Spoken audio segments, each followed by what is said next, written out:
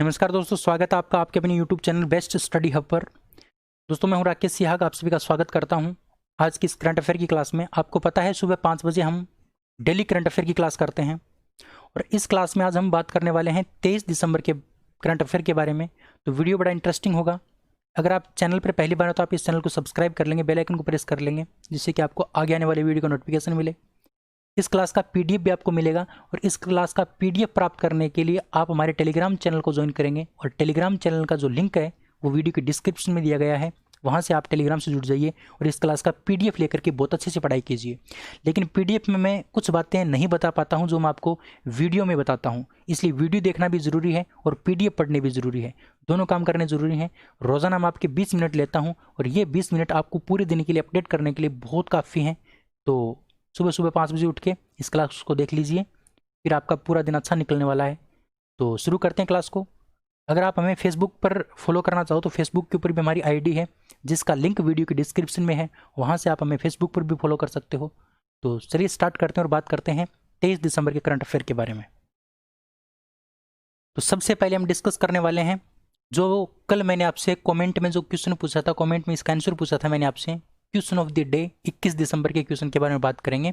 तो मैंने पूछा था कि जो पेटा इंडिया एक संस्था है प्यारे साथियों, इसने किस अभिनेता को साल 2020 का हॉटेस्ट वेजिटेरियन सेलिब्रिटी ट्रॉफी से सम्मानित किया। तो ये जो हॉटेस्ट वेजिटेरियन सेलिब्रिटी ट्रॉफी से जो सम्मानित किया गया था वो सोनू सूद को किया गया था। और सोनू सूद के बारे में आपको 3-4 बार बता चुका हूँ। इसकी एक आत्मकथा भी है जिसका नाम मैंने आपको बता दिया है। इसके आत्मकथा का नाम है आई एम नॉट मसीहा, आई एम नॉट ए मसीहा। इसके सह लेखक कौन है? मीरा के अय्यर। ठीक है। और पंजाब जो स्टेट है प्यारे साथियों, उसका स्टेट आइकॉन भी किसको बनाया गया है? सोनू सूद को बनाया गया है। ठीक है, ये बातें आपको ध्यान रखने सोनू सूद के बारे में। अब हम बात करते हैं क्वेश्चन नंबर 1 से 5 तक के जो क्वेश्चन हैं वो आपके नवंबर 2019 से अक्टूबर 2020 के मध्य के हैं। तो इस सीरीज का पहला क्वेश्चन आपके सामने है कि राजस्थान के किस व्यक्ति को गोल्डन हेन अवार्ड से सम्मानित किया गया था? गोल्डन हेन अवार्ड से जो सम्मानित किया गया था वो किसको किया गया था, ये क्वेश्चन आपसे पूछा है। तो क्वेश्चन बड़ा इंपॉर्टेंट है प्यारे साथियों आपके पटवार एग्जाम की दृष्टि से, क्योंकि पीछे का है ये। इसका करेक्ट आंसर आपका हो जाएगा option number D, Tarachand Tekwani को। ताराचंद टेकवानी को गोल्डन हेन अवार्ड से क्या किया गया था? सम्मानित किया गया था। ठीक है, ये बात आपको ध्यान रखनी है। तो उम्मीद करता हूँ क्वेश्चन आपको समझ में आया होगा। आगे अगर हम बात करते हैं तो ये जो ताराचंद टेकवानी हैं ये राजस्थान दाल मिल एसोसिएशन के अध्यक्ष हैं। राजस्थान दाल मिल एसोसिएशन के क्या हैं? अध्यक्ष हैं ताराचंद टेकवानी, जिनको गोल्डन हेन अवार्ड से सम्मानित किया गया मुख्यमंत्री अशोक गहलोत के द्वारा। ठीक है, सामाजिक कार्यों में योगदान के लिए।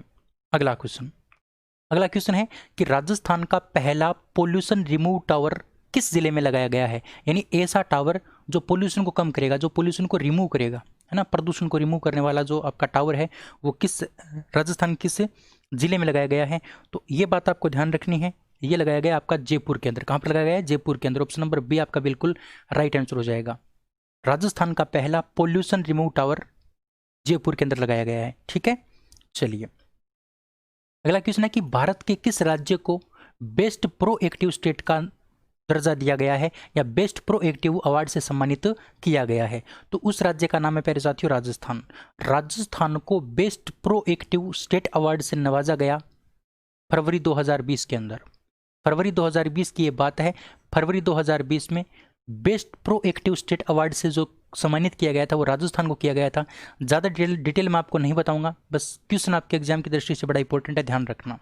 अगला क्वेश्चन, राजस्थान के किस जिले में नेपाल के न्यायिक अधिकारियों का प्रबंधन प्रशिक्षण कार्यक्रम शुरू किया गया था? नेपाल के जो न्यायिक अधिकारी हैं प्यारे साथियों, उनका प्रबंधन प्रशिक्षण कार्यक्रम राजस्थान के किस जिले में शुरू किया गया था? तो ध्यान रखना, इसका करेक्ट आंसर आपका हो जाएगा जोधपुर। कहाँ पर स्टार्ट किया गया था? जोधपुर में स्टार्ट किया गया था न्यायिक अधिकारियों का, क्योंकि जोधपुर के अंदर ही राजस्थान का हाई कोर्ट है और यहीं पर ही क्या है, नेपाल के न्यायिक अधिकारियों का प्रबंधन प्रशिक्षण कार्यक्रम शुरू किया गया था। ध्यान रखोगे आप अच्छे से। अगला क्वेश्चन है कि राजस्थान सरकार ने अपने कर्मचारियों के महंगाई भत्ते को 5% से बढ़ा करके कितना कर दिया? तो ध्यान रखना 5% से बढ़ा करके 17%, यानी कहने का मतलब पहले 5% का जो महंगाई भत्ता मिलता था कर्मचारियों को, राजस्थान के कर्मचारियों को, वो अब बढ़ करके कितना हो गया है, 17% हो गया है। तो ये कर्मचारियों के लिए बड़ी खुशी की बात है, ध्यान रखना, इंपॉर्टेंट क्वेश्चन है, किसी न किसी एग्जाम में देख लेना, आपके राजस्थान लेवल के एग्जाम में जरूर आएगा। तो उम्मीद करता हूँ यहाँ तक आपको बहुत अच्छे से क्वेश्चन समझ में आए होंगे। अब हम बात करते हैं आज के पहले क्वेश्चन की। आज का पहला क्वेश्चन है कि हाल ही में मुख्यमंत्री अशोक गहलोत ने कहां पर सेंटर ऑफ एक्सीलेंस फॉर सीताफल का लोकार्पण किया है। सेंटर ऑफ एक्सीलेंस फॉर सीताफल का जो लोकार्पण है प्यारे साथियों, वो अशोक गहलोत ने कहां पर किया है, तो ध्यान रखना चित्तौड़गढ़ में। कहां पर किया है, चित्तौड़गढ़ में। ऑप्शन नंबर ए आपका बिल्कुल राइट हो जाएगा। तो चित्तौड़गढ़ में मुख्यमंत्री अशोक गहलोत ने सेंटर ऑफ एक्सीलेंस फॉर सीताफल का लोकार्पण किया। देखिए 18 दिसंबर 2020 के दिन जो राजस्थान की जो गहलोत सरकार है उसको कितने वर्ष पूरे हो गए थे, 2 वर्ष पूरे हो गए थे। और इस उपलक्ष्य में इन्होंने बहुत सारे कार्यक्रमों का आयोजन किया और बहुत सारी योजनाएं भी लागू की हैं। उसी योजना का या उसी उपलक्ष्य में गहलोत सरकार ने सेंटर ऑफ एक्सीलेंस फॉर सीताफल का क्या किया था, लोकार्पण किया था। कहाँ पर किया था, चित्तौड़गढ़ के अंदर किया था। और साथ ही साथ राज्य कृषि प्रबंध संस्थान टोंक के ऑडिटोरियम का लोकार्पण भी इसी दिन किया गया या इसी उपलक्ष्य में किया गया, 2 वर्ष पूरे होने के उपलक्ष्य में।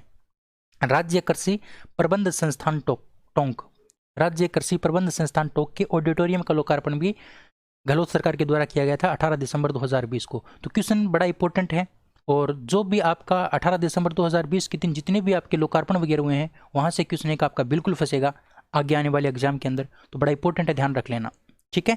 चलिए अगला क्वेश्चन है कि हाल ही में राजस्थान के कितने जिलों में 679 पशु चिकित्सालयों एवं सब सेंटर का लोकार्पण किया गया। तो 679 पशु चिकित्सालयों एवं सब सेंटर का जो लोकार्पण किया गया था वो जिलों की संख्या आपको पूछी है। तो ध्यान रखना राजस्थान के 33 के 33 जिलों में 679 पशु चिकित्सालय बनाए गए और सब सेंटर क्या किए गए, उनका लोकार्पण किया गया। बनाए नहीं गए अभी, उनका लोकार्पण किया गया है, घोषणा की गई है। कितने जिलों के लिए, 33 जिलों के लिए, ठीक है। अच्छा इस क्वेश्चन के बारे में थोड़ी बात करते हैं। मुख्यमंत्री अशोक गहलोत ने क्या किया, 18 दिसंबर 2020 को 33 जिलों के अंदर 679 पशु चिकित्सालयों का क्या किया, लोकार्पण किया। और 10 जिलों में 55 सब सेंटर का क्या कर दिया, शिलान्यास भी कर दिया। तो ये बात बड़ी इंपॉर्टेंट है, कितने जिलों में शिलान्यास कर दिया, 10 जिलों में, यानी 33 में से 10 जिलों में शिलान्यास कर दिया। और बचे कितने, 23, और 23 में क्या किया गया, लोकार्पण, यानी उनके बारे में घोषणा की गई। ये बात आपको ध्यान रखनी अच्छे से। अगला क्वेश्चन है कि भारत में पवन ऊर्जा से विद्युत उत्पादन में राजस्थान कौन से स्थान पर रहा। पवन ऊर्जा से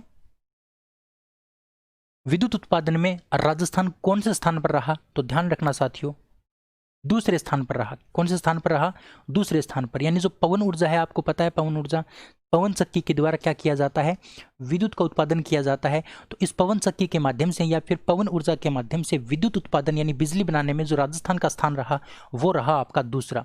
अब आपके दिमाग में आया होगा पहला स्थान किसका रहा, तो प्यारे साथियों तमिलनाडु पहले स्थान पर हमेशा से था और अब भी तमिलनाडु ही है ना, अब भी तमिलनाडु, ये ध्यान रखना। पहला स्थान आपका तमिलनाडु का, दूसरा स्थान राजस्थान का पवन ऊर्जा से विद्युत उत्पादन करने में। बड़ा इंपॉर्टेंट है क्वेश्चन, ध्यान रखना आपके एग्जाम की दृष्टि से।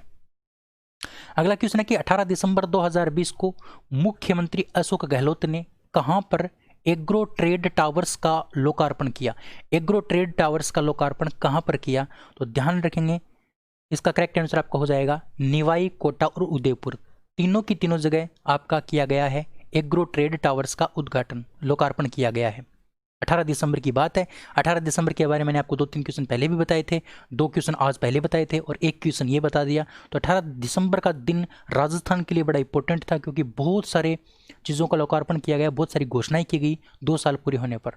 ये क्वेश्चन यहाँ से एक फंसने वाला है आपका, बिल्कुल फंसने वाला है, ध्यान रखना। Agro trade towers Niwai, Kota और उदयपुर, ठीक है।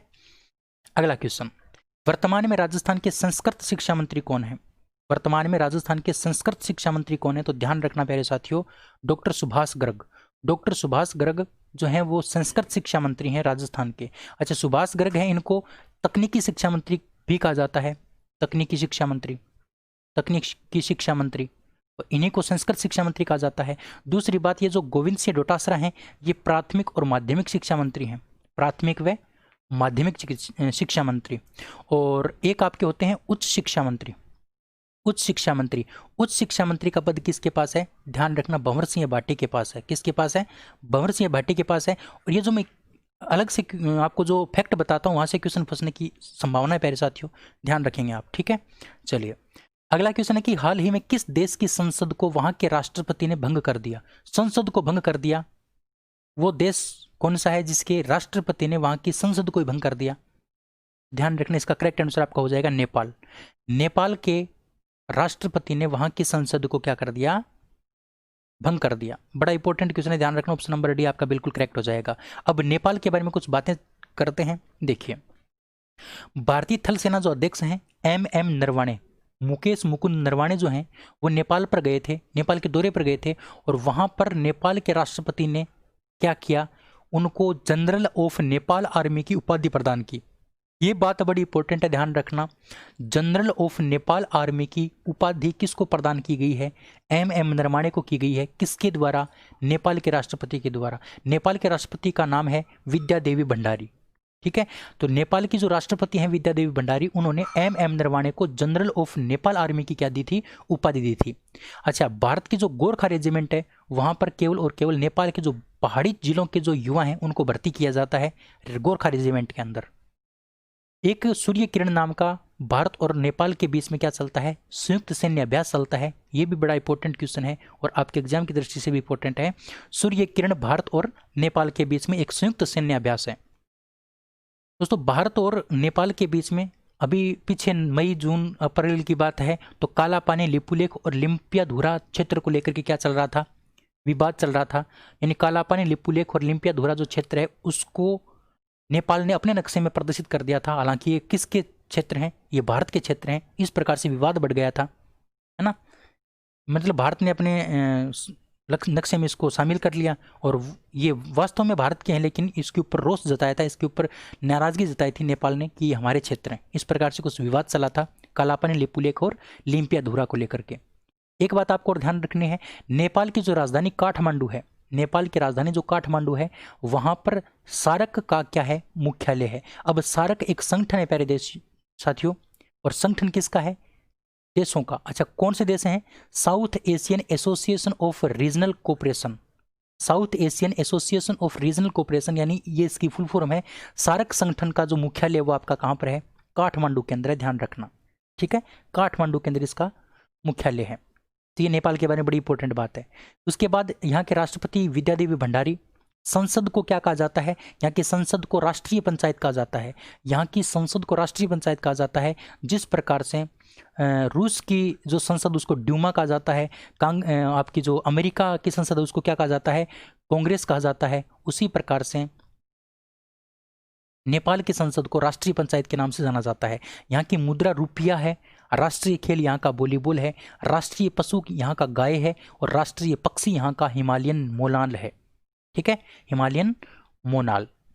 आगे बात करते हैं नेक्स्ट क्वेश्चन की। तो क्वेश्चन है कि हाल ही में रक्षा मंत्री राजनाथ सिंह ने कहां पर भारत के पहले एडवांस्ड हाइपरसोनिक विंड टनल का उद्घाटन किया? रक्षा मंत्री राजनाथ सिंह ने कहां पर भारत के पहले एडवांस हाइपरसोनिक विंड टनल का उद्घाटन किया है? तो हाइपरसोनिक विंड टनल HWT का उद्घाटन कहां पर किया? तो पहले साथियों ध्यान रखना, हैदराबाद के अंदर। कहां पर किया? हैदराबाद के अंदर किया। अब कुछ बातें हम हैदराबाद के बारे में जानते हैं। देखिए, अभी हाल ही में एक राष्ट्रीय दिव्यांग सशक्तिकरण केंद्र का उद्घाटन कहां पर किया गया था? हैदराबाद में। किसके लिए? सशस्त्र बलों के लिए। सशस्त्र बलों के लिए अपनी तरह का भारत का पहला राष्ट्रीय दिव्यांग सशक्तिकरण केंद्र हैदराबाद में स्थापित किया गया। तो ये बात बड़ी इंपॉर्टेंट है, ठीक है। उसके बाद जोन्स लांग लासेल सिटी मोमेंटम इंडेक्स 2020 में, ध्यान रखना इस बात को, जोन्स लांग लासेल सिटी मोमेंटम इंडेक्स 2020 में हैदराबाद को विश्व का सबसे डायनेमिक शहर चुना गया था। विश्व का सबसे डायनेमिक शहर किसको चुना गया था? हैदराबाद को। किसके द्वारा? जोन्स लांग लासेल सिटी मोमेंटम इंडेक्स 2020 के द्वारा। तो ये बात भी हैदराबाद के लिए बड़ी इंपॉर्टेंट है और आपके एग्जाम की दृष्टि से बड़ी इंपॉर्टेंट है, ध्यान रखना। मार्च 2020 में जो एक विमानन प्रदर्शनी का मतलब आयोजन किया गया था, जिसका नाम रखा था विंग्स इंडिया 2020। विंग्स इंडिया 2020 का आयोजन भी आपका हैदराबाद में ही किया गया था। इसी प्रकार से फरवरी के अंदर जो 17वां बायो एशिया 2020 हुआ था, बायो एशिया 2020 हुआ था, उसका आयोजन भी कहाँ पर हुआ था? हैदराबाद के अंदर। ठीक है, तो 2-3 बातें आपको ध्यान रखनी है, विंग्स इंडिया, बायो एशिया 2020 और सिटी मोमेंटम इंडेक्स 2020 में विश्व का सबसे डायनेमिक शहर और राष्ट्रीय दिव्यांग सशक्तिकरण, ये सभी के सभी हैदराबाद से संबंधित हैं। हैदराबाद जो है ना वो मूसी नदी के किनारे बसा हुआ है, तो ये बात भी बड़ी इंपॉर्टेंट है। हैदराबाद किस नदी के किनारे बसा हुआ है? तो ध्यान रखोगे, मूसी नदी के किनारे। ठीक है, चलिए अगला क्वेश्चन हम चर्चा में लाते हैं। क्वेश्चन है कि रिलायंस इंडस्ट्री लिमिटेड ने हाल ही में कहां पर दुनिया के सबसे बड़े चिड़ियाघर स्थापित करने की घोषणा की है? जो आपकी रिलायंस इंडस्ट्री लिमिटेड है, मुकेश अंबानी की जो कंपनी है, रिलायंस कंपनी, उसने दुनिया के सबसे बड़े चिड़ियाघर को स्थापित करने की घोषणा की है। तो दुनिया का सबसे बड़ा चिड़ियाघर कहाँ पर स्थापित किया जाएगा, ये क्वेश्चन आपसे पूछा है। तो ध्यान रखेंगे, इसका जो आपका करेक्ट आंसर हो जाएगा वो हो जाएगा जामनगर। जामनगर, गुजरात के जामनगर में दुनिया का सबसे बड़ा चिड़ियाघर बनाया जाएगा। किसके द्वारा? रिलायंस इंडस्ट्री लिमिटेड के द्वारा। जो आपके घर घर में बैठा है, रिलायंस आपकी जो जियो की सिम है उसके माध्यम से, आपको पता ही है, मुकेश अंबानी जी। तो मुकेश अंबानी जी ने सबसे बड़े, दुनिया के सबसे बड़े चिड़ियाघर को स्थापित करने की घोषणा की है जामनगर के अंदर। देखिए, इस चिड़ियाघर को जामनगर, गुजरात में 280 एकड़ भूमि पर, 280 एकड़ भूमि पर स्थापित किया जाएगा। बड़ा, बहुत बड़ा, दुनिया का सबसे बड़ा होगा ये चिड़ियाघर। और इस चिड़ियाघर का नाम भी आपको ध्यान रखना है। इस चिड़ियाघर का नाम क्या रखा गया है? Greens Zoological Rescue and Rehabilitation Kingdom. Greens Zoological Rescue and Rehabilitation Kingdom इसका नाम रखा गया है। ये भी बड़ी इंपॉर्टेंट बात है। अगर हम रिलायंस इंडस्ट्री की बात करते हैं तो इसको 1973 में स्थापित किया गया था। इसका हेडक्वार्टर आपका मुंबई के अंदर है और इसके चेयरमैन कौन है? मुकेश अंबानी। मुकेश अंबानी इसके क्या हैं? चेयरमैन है, जो आपको ध्यान रखना है। ठीक है, चलिए अगले क्वेश्चन की बात करते हैं। क्वेश्चन है कि हाल ही में की गई घोषणा के अनुसार किस देश के अंतरिक्ष बल के सदस्यों को गार्जियंस नाम दिया गया है? किस देश के अंतरिक्ष बल के सदस्यों को गार्जियंस का नाम दिया गया है? तो ध्यान रखना, अमेरिका के अंतरिक्ष बल के जो सदस्य हैं उनको गार्जियंस का नाम दिया गया है। ये क्वेश्चन बड़ा इंपॉर्टेंट है। और अमेरिका की जो अंतरिक्ष कंपनी है या फिर स्पेस कंपनी, उसका नाम क्या है? नासा। उसका नाम है नासा। जिस प्रकार से भारत में इसरो काम करती है, उसी प्रकार से नासा कहाँ पर काम करती है? अमेरिका में काम करती है। तो अमेरिका की जो नासा अंतरिक्ष कंपनी है, उसके सदस्यों को गार्जियंस नाम दिया गया है। ये बात बड़ी इंपॉर्टेंट है, इसीलिए मैं इसके ऊपर ज़्यादा थोड़ा सा जोर दे रहा हूँ। इस बात के ऊपर ध्यान रख लेना, क्वेश्चन आपके कहीं ना कहीं जरूर आएगा ये। ठीक है, चलिए अगला क्वेश्चन। किसान आंदोलन के दौरान किसानों की तरफ से जारी किए गए समाचार पत्र का क्या नाम है? आपको पता है प्यारे साथियों, अभी हाल ही में ही किसान आंदोलन चल रहा है पिछले 1 महीने से। कहाँ पर? दिल्ली के अंदर। दिल्ली के अंदर किसानों ने आंदोलन कर रखा है, तो वहां से एक समाचार पत्र जारी किया गया है। उस समाचार पत्र का क्या नाम रखा गया है? ये भी बड़ा इंपॉर्टेंट क्वेश्चन है। 110% ये क्वेश्चन आपको कहीं ना कहीं जरूर देखने को मिलेगा। किसानों की तरफ से किसान आंदोलन के दौरान जारी किए गए समाचार पत्र का नाम, तो उसका नाम है ट्रॉली टाइम्स। ट्रॉली टाइम्स नाम का आपका एक समाचार पत्र जारी किया गया है किसानों के द्वारा। तो बड़ी इंपॉर्टेंट बात है किसानों के लिए और आपकी एग्जाम की दृष्टि से बड़ी इंपॉर्टेंट है। ट्रॉली टाइम्स किसके द्वारा जारी किया गया है? तो किसानों के द्वारा, किसान आंदोलन के दौरान। अगला क्वेश्चन है कि हाल ही में किस मोटर्स कंपनी ने गो ग्रीन नामक पहल शुरू की है? गो ग्रीन नाम की पहल जो है वो किस मोटर्स कंपनी ने स्टार्ट की है? तो ध्यान रखेंगे प्यारे साथियों, इसका जो करेक्ट आंसर होगा वो होगा टाटा मोटर्स। टाटा मोटर्स जो कंपनी है, जो आपकी व्हीकल बनाती है ना, गाड़ियां वगैरह बनाने का काम करती है टाटा मोटर्स। तो इस टाटा मोटर्स ने गो ग्रीन नाम की पहल शुरू की है। ध्यान रखिएगा आप अच्छे से, गो ग्रीन, टाटा मोटर्स।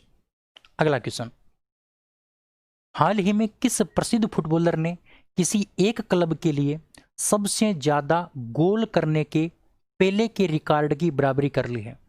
पेले का जो रिकॉर्ड था, उसके रिकॉर्ड की बराबरी किसने की है? किसी एक क्लब के लिए सबसे ज्यादा गोल करने की, किसी एक क्लब के लिए सबसे ज्यादा गोल करने की जो आपकी रिकॉर्ड की बराबरी है वो किसने कर ली है? और ये पहले रिकॉर्ड किसके नाम था? पेले के नाम था। अब ये किसके नाम होने जा रहा है या किसके नाम हो चुका है? तो आप इस बात को ध्यान रखोगे, इसका करेक्ट आंसर हो जाएगा लियोनेल मेसी।